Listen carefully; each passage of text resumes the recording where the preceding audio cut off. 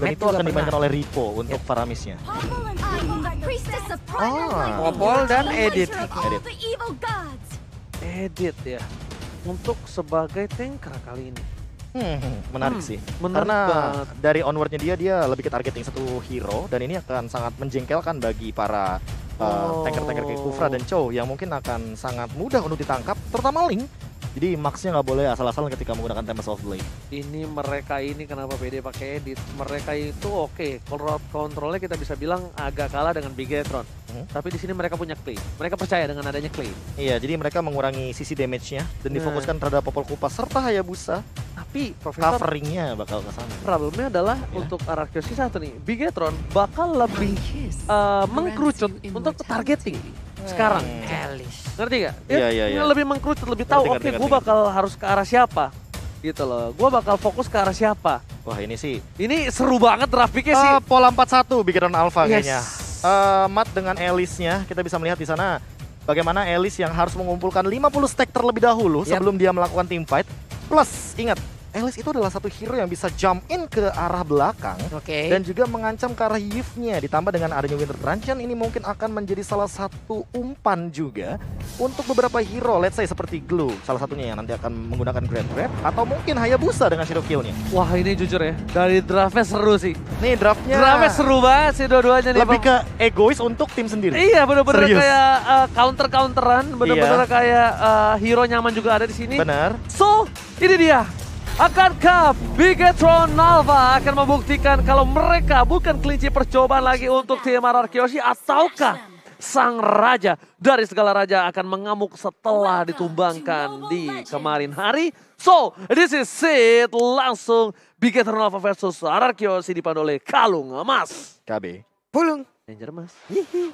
Tipis aja. Iya tipis saja karena kita udah harus mulai benar-benar dapetin momen untuk saat ini. Karena balik lagi, bakal ada di momen KYY dengan hit or miss atau Violence dengan onwardnya dia juga yang hit or miss. Alright.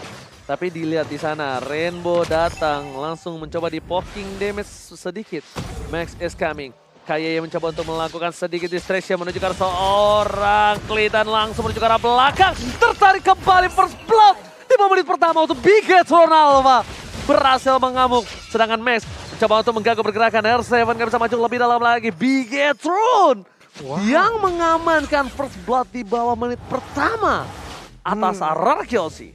First blood menjadi sebuah keuntungan. Coba lihat dari networknya aja langsung mulai bergerak nih. Ada sekitar 600-an mulai dikejar kembali, tapi Rainbow-nya maju ke bagian depan mencoba untuk mengikat langsung ke arah Violence. Sedikit lagi darah tersisa, Violence pun harus mundur. Dan paling PR-nya Bigetron Alpha hanya untuk membutuhkan satu tough boots.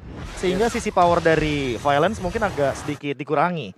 Cuma permasalahan utamanya adalah bagaimana dari Bigetron Alpha menghindari nantinya ketika Clay udah level 4 dan udah punya Esquinoon. Itu yang harusnya mereka pikirkan terlebih dahulu karena balik lagi awal game Chow dengan Glue rotasinya bakal lebih dioptimalkan oleh Chow-nya. Oke, tapi Skylar seperti biasa mencoba untuk melakukan objektif gaming fokus. Ini gameplay Skylar di season yang ke-9. Bukan adu mekanik, bukan untuk melakukan flanking, bukan melakukan pick off dari belakang, tapi objektif yang menjadi utama, Profesor. Iya, bahkan ditempelin banget kayaknya. Ya, bisa dibilang Albert farmingnya ditemenin sama KYY. Sama seperti mungkin yang sering kita lihat juga, tapi untuk saat ini Ripo dia selalu mengamankan bush di bagian tengah. Ini membuat pressure dari Bigetron Alpha mungkin lebih optimal untuk di awal game seperti ini, apalagi dengan Way of Dragon. Gimana Pak Bulung? Nih dengan adanya pergerakan tadi padahal Ripoy masih cukup sabar. Padahal di depannya ada beberapa pilihan tadi yang bisa dilakukan. Cuman tidak ada follow up damage di bagian belakang karena tahu Link juga masih melakukan follow up damage terhadap Purple buff. Yo weh, sabar dulu aja semuanya. Karena Turtle akan menjadi pertaruhan mereka. Akan seperti apa nanti jalan setelah Turtle yang pertama ini muluskah atau tidak? Wow, tapi nampaknya lihat Turtle nggak mau terlalu terburu-buru didapatkan untuk kedua belah pihak. Lihat Albert kali ini bakal coba untuk nge-distraction. Gak ada flicker untuk seorang Violet. Mencoba di counter dan lihat freestyle dulu Bon. Freestyle by TikTok tentunya dilakukan seorang Ripo. Berhasil mendapatkan 1 poin. Tapi R7 berhasil menangkap Rainbow. Keluar dari zona nyaman dan bahkan Rainbow kali ini masih coba untuk struggle. R7 harus turun flicker karena belakang. Menyelamatkan diri dan lagi-lagi Bigetron mendapatkan keuntungan. freestyle dulu bos, dan buat kalian semua itu dia freestyle by TikTok dari seorang Ripo. Boleh-boleh tadi itu ya. Di tengah kerumunan seperti itu masih sempat dia melakukan sebuah hal yang sangat membuat kita terkaget-kaget, terheran-heran.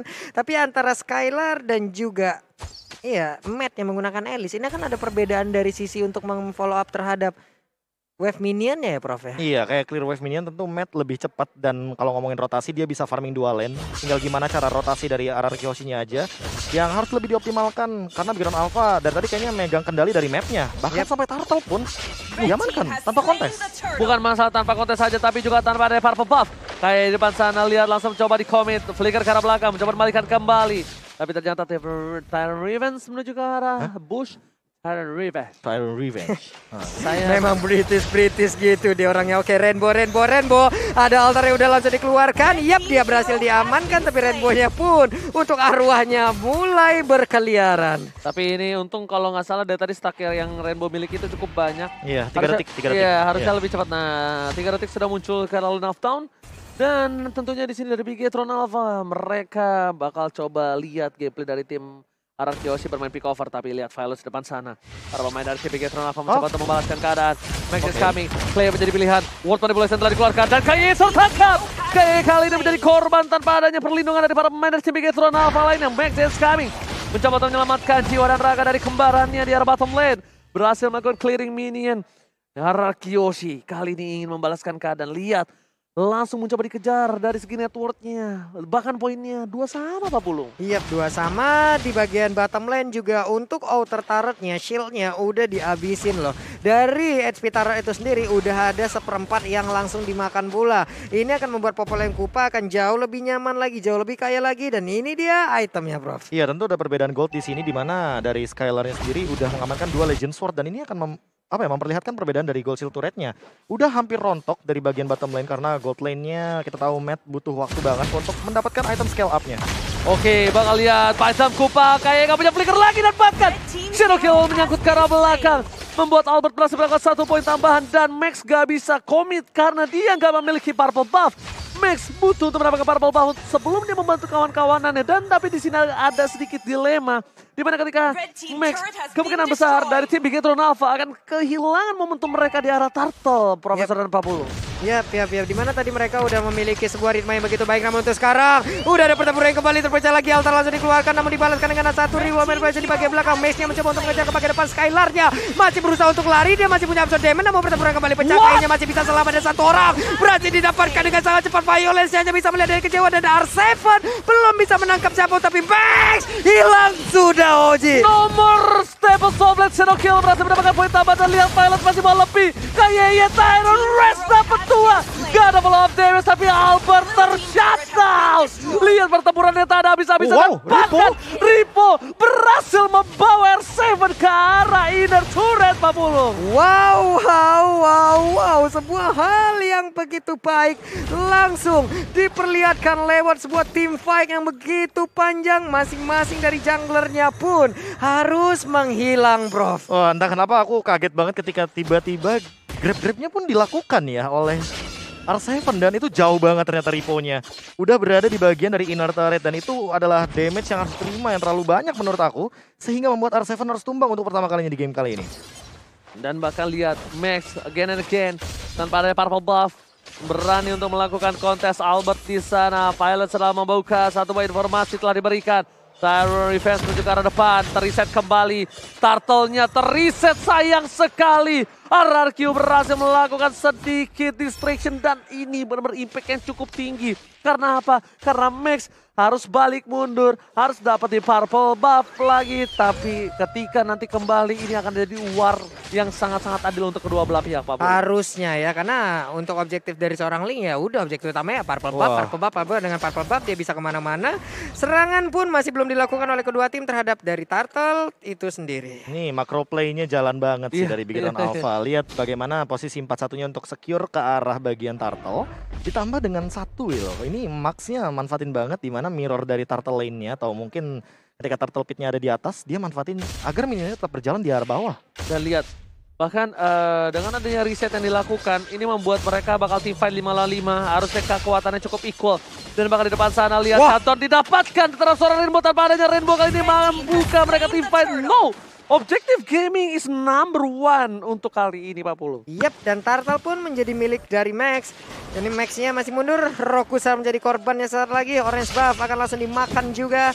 Rainbow sudah hadir kembali. Ripo menjadi sang penjaga portal di bagian tengah. Dan ada lagi satu Tidal Rage yang connect juga karena Violence hilang kali ini. Kayeye kali dilihat dengan kupranya again and again freestyle by TikTok. Berhasil mendapatkan satu buah poin yang cukup penting Violence karena Violence menjadi border. Violence menjadi salah satu pembatas antara Bigetron dan RRQC yang tidak bisa menginvasi jungle-nya Albert karena mengerikan akan keberadaan dari seorang Violence, Profesor dan Fabulong. Dan lihat freestyle dulu lepas. Albert jadi pilihan. Tempo Soblet tapi kuat Shadow. Masih mencoba dilakukan sedikit distraction tapi ternyata Albert tidak bisa melakukan Shadow Kill. Terlalu tipis darahnya dan harus dihilangkan begitu saja. Ini komunikasinya bagus banget ya Prof ya. Yes, itu timingnya si Ripo mainin banget dari The Way of Dragon. Jadi nggak bisa langsung 2 kali ditendang. Dan itu bakal mengurangi durasi dari The Way of Dragon-nya sendiri. Yes. Jadi ditungguin dulu baru dia tendang yang kedua. Yes, ditahan.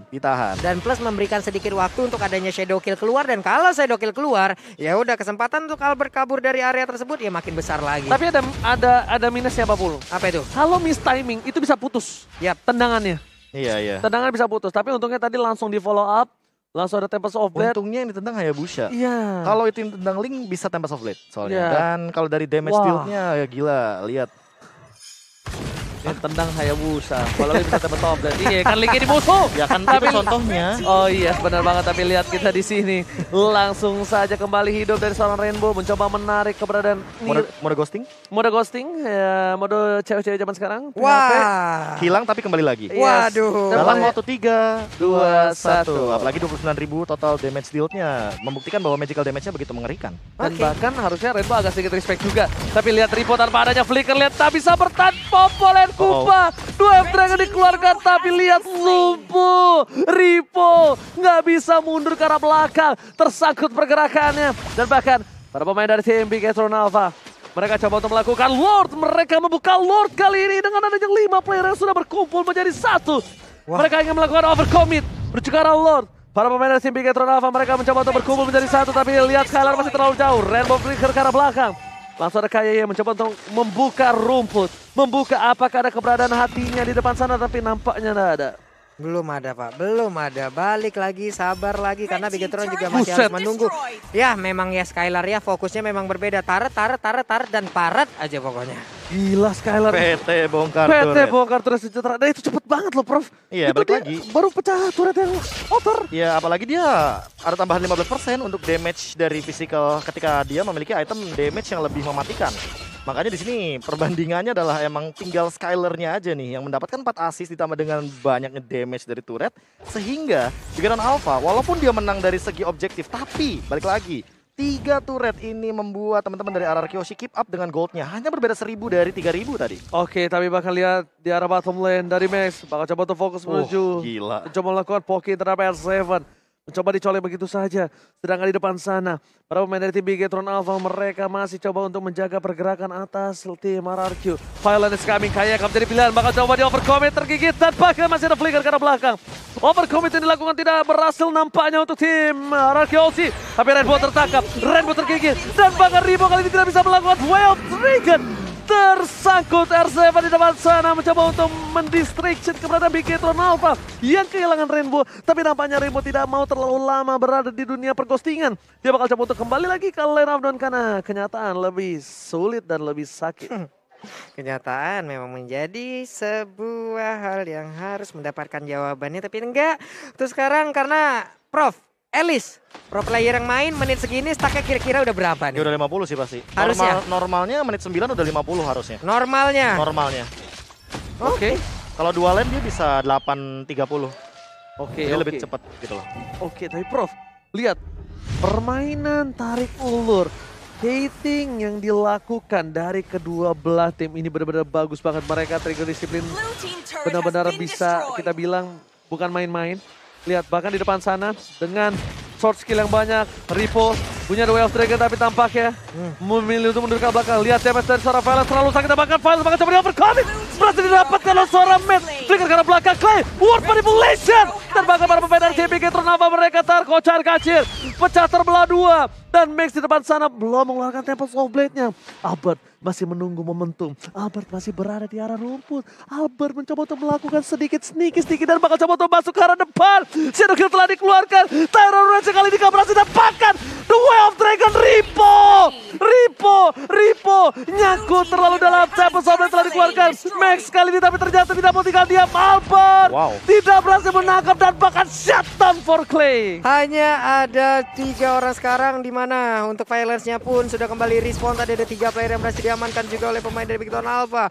Mereka bermain dengan pick off yang sangat baik, bahkan formasinya berjalan dengan begitu indah. Mereka berhasil mempick up siapapun yang mencoba untuk kabur. Clay sudah selamat di dalam outer turret ataupun di dalam inner turretnya, tetap dikejar habis-habisan dan ini dia Lordnya Ji. Gila. Ini benar-benar permainan yang cukup agresif. Cukup berbeda dari Big Gatron Alpha. Dia bakal lihat konsentrasi keluarkan. Violence menuju ke belakang. Tempest of Blade telah dikeluarkan. Dapatkan! Kali ini Lordnya diamankan oleh tim Big Gatron. Oh my god. Mid save the day. Dan tidak ada Albert di depan sana untuk melakukan kontes Profesor. What happened Big Gatron Alpha? Agresif sekali untuk match kali ini. Aku melihat ada 2 retribution yang lagi cooldown by the way. Jadi ini benar-benar miss retribution yang terlalu terburu-buru sepertinya. Apalagi dalam keadaan Tempest of Blade.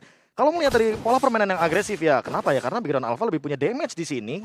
Dan lihat bagaimana dari itemnya. Sebanyak ini dari segi damage-nya, Kaye dan Ripo udah tinggal ngebadanin ditambah dengan matnya yang dia udah punya untuk 1 dari Winter Truncheon. Dan ini akan nge-trigger banyak banget karena kalau misalkan dari teman-teman RRQ Hoshi belum ada Winter Truncheon dari Clay-nya. Jadi kita lihat siapa yang tertangkap sesaat lagi. Alright, langsung saja Lord berlengkang bebas di arah top lane.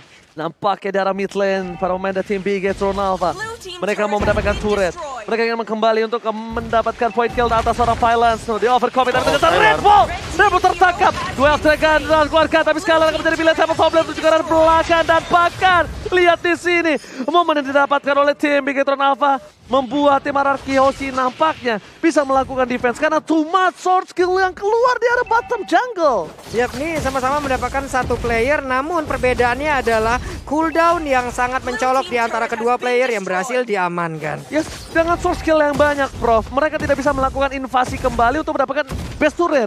Ya, tapi setidaknya mereka mendapatkan Skylar sih, karena dari tadi dia belum ter-shutdown sama sekali dan mereka tuh mau ada gap gold di sini. Yes. Sehingga lihat dari Max-nya, dia kan menggunakan emblem jungle dari awal. Dia menambahkan 5% dari attack speed, kelihatan banget dari attack speed-nya. Dan dia itu menggunakan Demon Slayer di sini yang dari tadi aku selalu melihat bagaimana dia dengan retribution-nya. Kalau ada, dia selalu pencet. Dan inilah dia dari fun fact-nya Grab juga. Faramis adalah salah satu hero yang tidak populer di MPL Indonesia. Terakhir kali dirinya muncul ketika di MPL Indonesia season yang ke-7 dan dimainkan sebanyak 2 kali oleh El Profesore Leluminaire. Alright, tapi R7 benar-benar ditungguin. World Manipulation mencoba untuk menjemput R7 dan berhasil mendapatkan Kayeye. Rainbow di depan sana. Lihat altarnya telah dibuka. Matt datang mencoba untuk menghisap semua kenangan dari buruk tim RRQ Hoshi, tapi ternyata Matt harus hilang. The Way of Dragon on point. Dapat seorang save, tapi Shadow Kill tidak mau tinggal diam. Ripo, immortality-nya pecah. Apakah coba dicoba begitu saja Ripo masih ada 1 buah chest dan no, tidak mau terlalu lama. Skylar kali ini lihat udah ada teriakan maut di belakang kita. Ini bencana. Wow, 1 melawan 3. Max seorang diri di mana energinya masih mungkin cukup dengan adanya Purple Bomb yang sudah berada di dalam diri, tapi Skylar mencoba untuk memaksakan ingin mendapatkan ke arah 1 best yang ada di area mid. Balik dengan kuat Shadow, ada Phantom Shuriken, sisa 1 bar. Sama-sama nggak punya skill. Enggak, itu benar-benar beruntung sebenarnya karena Albert benar-benar lagi dalam keadaan beberapa detik doang karena dia punya retribution. Tapi by the way, kita akan melihat instant replay by Samsung Galaxy A series ketika teamfight-nya terjadi. R7 menjadi 1 initiator yang secara terpaksa harus membadani semua teman-teman dari RRQ Hoshi karena dealer damage-nya dari Big Gatron Alpha hampir keseluruhannya tuh all-in ke arah seorang R7 dan tidak tumbang. 1 Clay save the day. Di situ kalau tidak ada Clay R7 tidak mungkin bisa dijemput. Selalu ini Clay Deden from Bogor save the day. Membuat sedikit distraction di depan sana. KYY mencoba untuk memberikan badannya. R7 lagi-lagi berhasil menangkap seorang KYY. Mencoba di overcopy di depan sana. Kupa telah menggigit. Clay berada di arah belakang. World Manipulation masih ditahan. Albert mendapatkan 1, 2 sudah hilang. Tapi mereka masih berada di dalam mode ghosting. Dan nampaknya di depan sana, Max memilih untuk mundur ke arah belakang bersama dengan saudara kembarnya. Melihat Albert yang mengeluarkan satu buat Shadow. Kita pakan. Kali ini masih ada Quad Shadow against Clay. Save Albert. And then from Bogor berhasil menyelamatkan Albert dari tumbangnya. Dan bahkan di sini 2 versus everybody. Fokus ke arah base-nya. Gak boleh apapun terjadi. Immortality pecah. Dan ini bencana. Hierarchy Hoshi akankah di backdoor dan Hierarchy mendapatkan gamenya. Lihat teriakan mau dari Hierarchy Hoshi. Wow. Teriakannya Pak Pulung. Sampai sini loh Pak. Sampai sini. Sampai sini. Teman-teman, apakah tadi teriakannya bisa kalian dengar di rumah sana? Karena begitu besar suara yang terdengar di MPL Arena ini. Deden from Bogor again and again. Dari draft pick aku udah bilang, apakah kalian akan melepaskan Yif? Dan itu untuk seorang Clay. Karena aku udah perhatikan untuk beberapa week yang ke belakang, Ya. Clay ini selalu mendapatkan posisi yang benar-benar covering fire banget. Instingnya sih Prof. Kalau bahasa Ranger Mas tembakan peringatan, Iya. itu ada di jiwanya Deden.